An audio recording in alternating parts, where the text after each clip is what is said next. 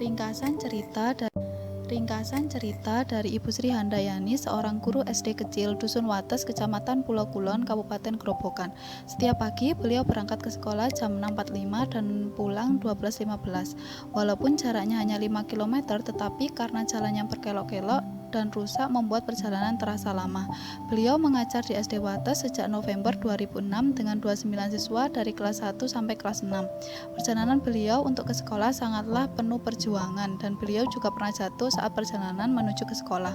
Perjalanan mengajar beliau dimulai saat lulus D2 UT dan beliau sudah tertarik untuk mengajar di SD Wates tersebut. Dan karena sambutan hangat dari anak-anak, beliau akhirnya berjanji untuk tetap mengajar di SD Wates meskipun mendapat tawaran lain dari sekolah yang lebih bagus. Beliau sangat sabar dalam mengajar anak-anak. Meskipun gaji mengajar tidaklah cukup, tetapi beliau berprinsip bahwa dengan keikhlasan maka Allah akan mencukupinya. Dedikasi beliau dalam mengajar sangat tinggi. Beliau ingin memajukan pendidikan di Dusun Wates dan berharap anak didiknya bisa melanjutkan sekolah sampai jenjang yang paling tertinggi, sehingga anak-anak bisa berkontribusi untuk desa dengan menjadi pengajar di desa Wates. Selain itu, beliau juga berharap agar ada perbaikan jalan agar akses pendidikan lebih mudah. Beliau juga berprinsip bahwa apa yang kita tanam saat ini selama menanam kebaikan pasti akan mengunduh kebaikan itu.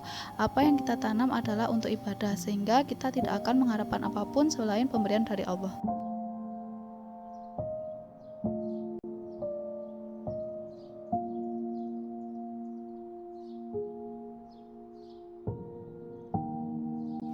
Dari hasil analisa kelompok kami, Ibu Sri Handayani merupakan seorang warga Indonesia yang sangat cinta dengan bangsanya.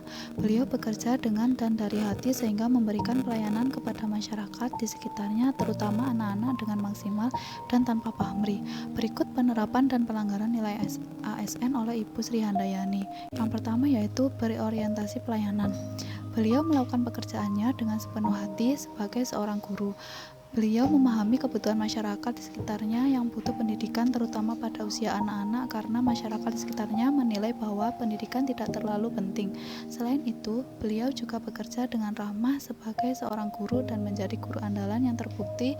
Beliau dimintai oleh kepala desa untuk tetap mengajar sebagai seorang guru, karena jika bukan beliau, siapa lagi yang dapat melakukannya. Yang kedua adalah akuntabel. Dalam melaksanakan pekerjaannya, beliau bekerja tanpa pamrih dan hanya menginginkan pemberian dari Allah SWT. Tanggung jawab yang beliau tanggung dalam mengajar anak-anak di sekitarnya merupakan bentuk integritas dan komitmen yang tinggi terhadap janji dalam hatinya sendiri. Yang ketiga yaitu kompeten. Sebagai seorang guru, beliau tidak putus dalam meningkatkan kompetensi dirinya yang terbukti bahwa beliau melanjutkan pendidikannya ke jenjang yang lebih tinggi yaitu D2 di UT. Beliau juga senantiasa membantu muridnya untuk selalu belajar dan tidak putus dalam pendidikan, bahkan beliau rela datang ke sekolah yang aksesnya bisa dibilang tidak mudah untuk memberikan pendidikan kepada murid-muridnya. Yang selanjutnya yaitu harmonis. Ibu Sri memiliki hubungan yang harmonis dengan masyarakat di sekitarnya karena beliau selalu ringan tangan dan menolong orang lain, terutama kepada pendidikan anak-anak setempat.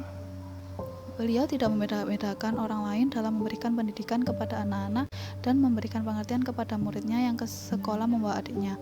Karena perilaku tersebut, hubungan harmonis pun tercipta sehingga terbentuklah lingkungan yang positif.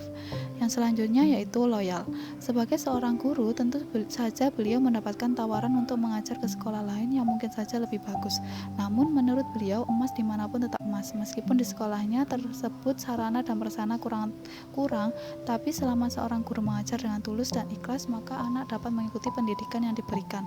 Hal tersebut mencerminkan bahwa Ibu Sri sangat setia kepada bangsa dengan berdedikasi dan mengutamakan kepentingan masyarakat dibandingkan kepentingan pribadi. Adaptif. Kehidupan Ibu Sri sangat tidak berliku-liku. Ditinggalkan suami bukan merupakan alasan beliau untuk berhenti dan berputus asa. Dalam menjalani kehidupannya, beliau melakukan pekerjaan lain yaitu sebagai penjahit untuk memenuhi kebutuhan sehari-hari keluarganya. Perubahan kehidupan yang selalu beliau alami justru membuat beliau terus berinovasi dan berpikir luas. Kolaboratif. Beliau bersama kepala sekolah mendedikasikan dirinya untuk terus mengajar di tempat tersebut sampai pensiun. Yang selanjutnya yaitu pelanggaran nilai ASN.